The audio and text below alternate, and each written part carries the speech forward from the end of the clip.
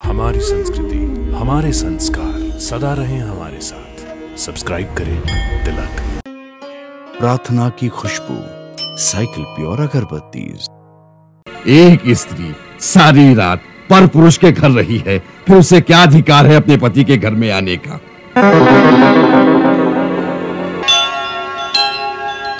अरे तुम नगर वालों की नाड़ियों में तो पुरुषत्व का लहू ही नहीं रहा है। सभ्यता का नाम लेकर तुम लोग क्या नपुंसकों जैसी बातें कर रहे हो?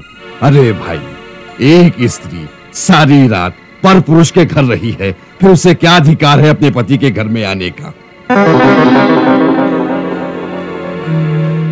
परंतु किसी व्यवस्था के कारण वहां रहना पड़ा हो तो?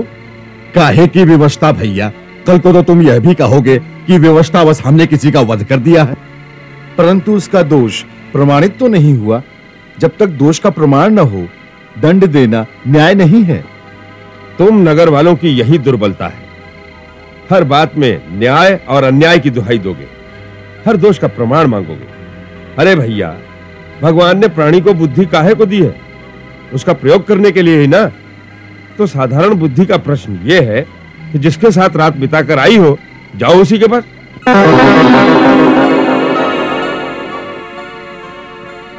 यदि वो निर्दोष हो तो भी। लेकिन वो निर्दोष है, उसका साक्षी कौन है? लेकिन वो दोषी है, इसकी साक्षी किसने दी? उसके लिए साक्षी की आवश्यकता ही कहां है? ये तो अंधे को भी दिखाई देता है। भैया, कई बार जो दिखता है वो सत्य नहीं होता। काका, इस बात का निर्णय इतनी आसानी से नहीं होना चाहिए। इस पर किसी का सारा जीवन निर्भर है। यदि ये मामला राजा के पास जाएगा तो बिना सोचे समझे निर्णय नहीं करेंगे। उनको दोष का प्रमाण चाहिए। अरे छोटे भैया, ये तो उसका भाग्य अच्छा था कि उस दिन उसकी पत्नी की भेंट राजा से नहीं हुई, वरना राजा ने इस मामले में न्याय की बात सोचनी ही नहीं थी। उसने तो बिना पूछे अपने सैनिक उसकी पत्नी के साथ भेज देने थे कि रखो इसे अपने पास, नहीं तो सूली पर चढ़ा दूंगा। लेकिन एक बात तुम मुझे बताओ, राजा के सैनिक उसे उसके पति के घर तक तो पहुंचा सकते थे, लेकिन क्या वो पति और पत्नी के संबंध भी स्थापित करवा सकते थे? आप ऐसा क्यों सोचते हैं? क्या राजा इतना क्रूर और अन्यायी है? नहीं, क्रूर भी नहीं, अन्याय भी नहीं। वास्तव में हमारा राजा बहुत वीर और बहुत महान है। पिता के वचन का पालन करने के लिए वो 14 वर्ष वनों में भटकता रहा। केवल वानरों और भालुओं की सहायता से उसने रावण जैसे महान पराक्रमी और उसकी पूरी सेना को यमलोक पहुंचा दिया। ऐसा वीर और महान महापुरुष इस पृथ्वी पर दूसरा नहीं हो सकता। फिर उसके लिए ऐसा क्यों कहते हो कि वो घर में सैनिक भेज देता? भैया, ये उसकी निजी निर्बलता है। कौन सी निर्बलता? उस निजी निर्बलता का नाम है सीता। सीता? हाँ, सीता। वो रावण जैसे महापापी के घर में 10 महीने रहकर आई, और हमारे राजा राम को उस स्त्री से इतना मोह है कि न उसे केवल घर में रखा, बल्कि अपने साथ सिंहासन पर भी बिठा लिया। अरे क्या आवश्यकता थी इसकी? संसार में एक से एक बढ़कर सुंदर राजकुमारियां हैं, किसी से भी विवाह कर लेता। परंतु भैया, जब कोई पुरुष किसी स्त्री के मोहजाल में फंसता है ना, तो उसकी यही दशा होती है। वो अपनी आंखों से देखकर भी विष पी लेता है। अरे भाई, जब तक यह बात राजा के निजी जीवन तक रहती तो भी चल जाता, परंतु जिस दिन से सीता रानी बनी है, उस दिन से समाज में ऐसी स्त्रियों को और प्रोत्साहन मिल गया है। अब तो किसी भी स्त्री को सदाचार की कोई आवश्यकता ही नहीं रह जाएगी। हाँ भैया, यथा राजा तथा प्रजा। अब आगे आगे देखते हैं हमारे समाज में क्या क्या होता है।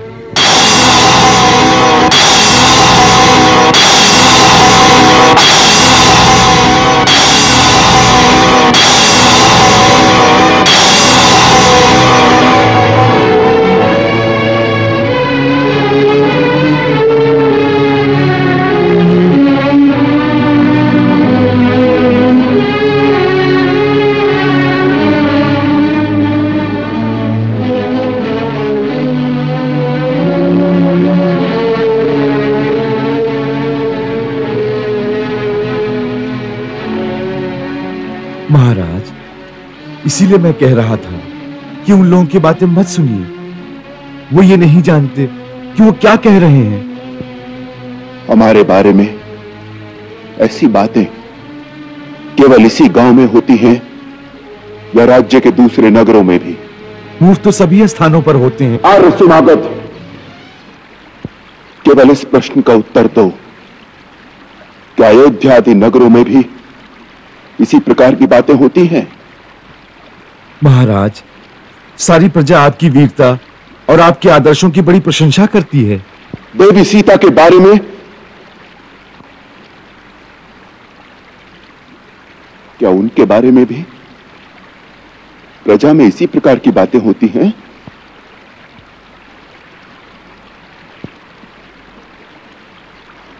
उत्तर दो। जी हाँ महाराज।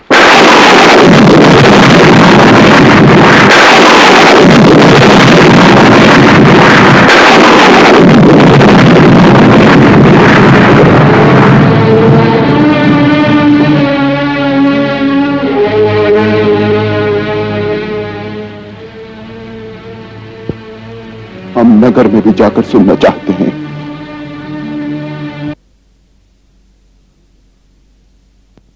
महारानी जी का आदेश है कि महाराज और महारानी किसी विशेष अनुष्ठान में व्यस्त हैं, इसलिए 2 दिन तक किसी को दर्शन नहीं होंगे।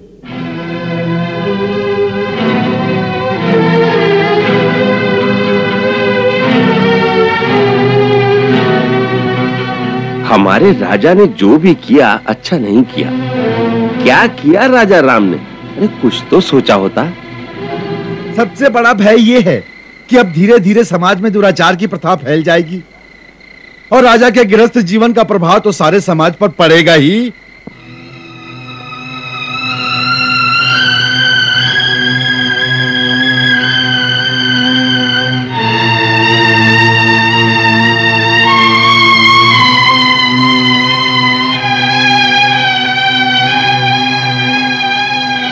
अरे भैया, आज तो एक गांव में हुआ है, कल नगर में भी यही दुराचार फैल जाएगा और सब लोग रानी का उदाहरण देंगे।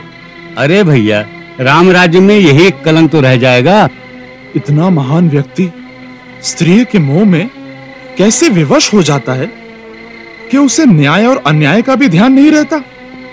उस परिस्थिति में राजा क्या करता? उस स्त्री का त्याग बिना किसी दोष के। अरे भैया, उसे निर्दोष भी तो नहीं कहा जा सकता। एक पर पुरुष के घर में रहने का कलंक भी तो लग ही चुका है। क्योंकि वो स्त्री है, इसीलिए उसे पुरुष का हर अन्याय सहन करना पड़ेगा। केवल पुरुष की साक्षी में ही वो सच्ची या झूठी प्रमाणित होगी। केवल स्त्री होने का इतना बड़ा दंड, ये तो बहुत बड़ा अन्याय है। क्या आप लोग चाहते हैं इस अन्याय में आपका राजा आप सबका साथ दे? भाई, ये तो बड़ा अन्याय है। लंका में उसकी अग्नि परीक्षा ली गई थी, फिर भी उसका कलंक नहीं धुला। अरे अग्नि परीक्षा किसने देखी थी? वानरों ने, भालुओं ने? अयोध्या का कोई था वहां जो उसकी साक्षी दे सके? इस रीत से तो प्रत्येक गांव वाले यही कहेंगे, हमारे सामने अग्नि परीक्षा नहीं हुई। इसका अर्थ यह हुआ कि वो बेचारी हर गांव, हर नगर में बार बार अग्नि में जलाई जाए, तभी वो अग्नि परीक्षा में सफल होगी। भाई, जिसे प्रत्येक गांव और प्रत्येक नगर की रानी बनने की इच्छा हो, उसे तो यही करना पड़ेगा।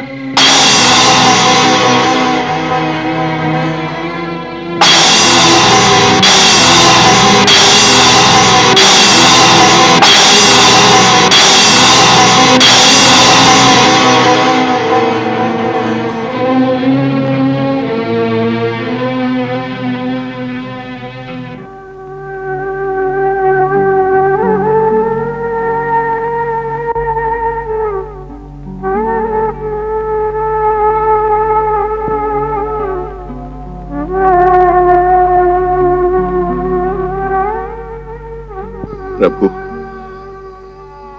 जिस प्रजा के लिए राजा अपना सब कुछ बलिदान कर देता है, क्या वो प्रजा इतनी कृतघ्न और पाषाण हृदय हो सकती है? क्या राजा का ही प्रजा के लिए उत्तरदायित्व है? प्रजा के लिए राजा के प्रति श्रद्धा या आदर का कोई विधान नहीं?